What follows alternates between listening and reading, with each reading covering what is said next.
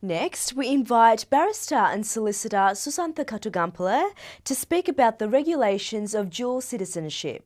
We had a very good response a few months ago from our viewers when we spoke about dual citizenship. It's with great pleasure I'd like to introduce our immigration lawyer specialist, Susantha Katugampala, to tell us about the dual citizenship. Good morning and welcome to our program, Susantha. Good morning, Derek. Susantha, I got to tell you, about 3 months ago, we had such a very good response. People want to know more about dual citizenship. Will you be able to update them, please? Yes, the Sri Lankan government made a decision, and the decision was taken in the Sri Lankan cabinet on the 16th of May to amend the Sri Lankan citizenship laws and immigration laws in relation to the dual citizenship for Sri Lankan nationals overseas.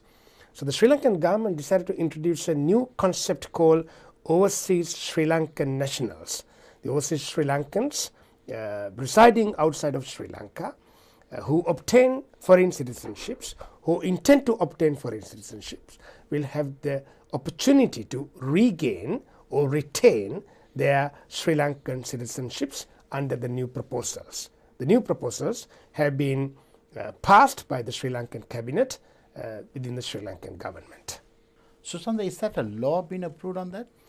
No, the law is yet to be passed in the Sri Lankan parliament. The amendments will be introduced to the Sri Lankan Citizenship Act 1948 and also the Sri Lankan Immigration and Immigration Act 1948. And these laws to be amended according to the new proposal.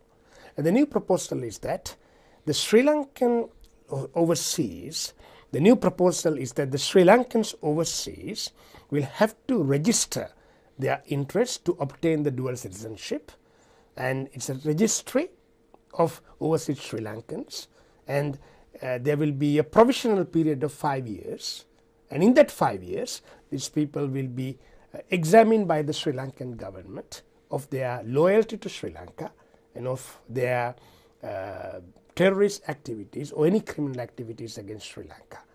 And then after 5 years they will be granted or considered for dual citizenship.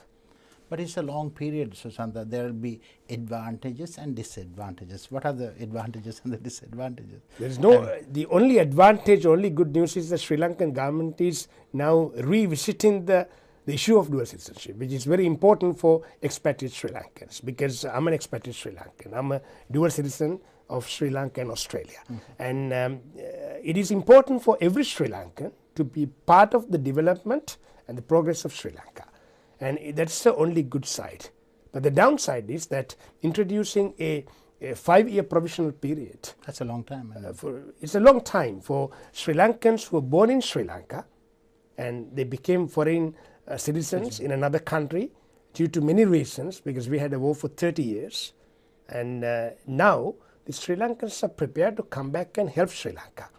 And then these Sri Lankans have been helping Sri Lanka for many years. That's right, yeah. For an example, this year Sri Lanka has achieved $5 billion US dollars as foreign remittances to Sri Lanka from the expatriates. And many of them are Sri Lankan nationals working overseas, but some of them are foreign nationals. We know that many Sri Lankans in this country, in Australia, continue to help Sri Lanka, sending money, sending dollars to Sri Lanka, which is very important for Sri Lanka's economy. Therefore, this fact has to be recognized.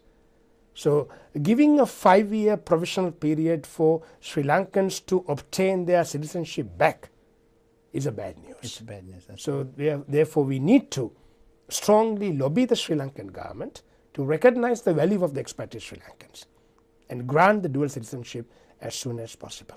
Okay. So then how should we lobby for the government to rethink and make a good decision? We need to write letters and make submissions to all respective Sri Lankan post missions, the high commissions or the embassies in Australia and any other Western country where the dual citizenship is permitted. And also we can write to the Sri Lankan President, His Excellency, and also the Sri Lankan government. So we need to continue to do that. And also we need to make a voice. There are many professionals in the world Sri Lankan origin who are prepared to come back and support Sri Lanka. So all of us need to be united and send this message, a strong message to Sri Lanka, that we need to, Sri Lanka needs to recognize the expatriate Sri Lankans and make the dual citizenship an easy procedure for people who are born in Sri Lanka, and they are Sri Lankan citizens, they are Sri Lankans, and therefore this should be done before any changes to the Sri Lankan Citizenship Act, which has not happened as yet. That's right, yeah. That way they will have full confidence when they have the dual citizenship that they could, invest in Sri Lanka, though they are living in Australia or any part of the world, so it's going to be easy for them. Absolutely. Yeah. And in Australia, if you do business as an Australian citizen, then you have more confidence. That's right. And so we need to give that confidence to expatriate Sri Lankans to take more dollars, more value for the benefit and prosperity and growth of Sri Lanka. Yeah. Anyway, let me thank you, Susantha. It's been valuable news for our viewers. As I said, these are the type of information they require. Thank you once again. Thank you very much. Thank you very much to the Sri Lanka Morning Show.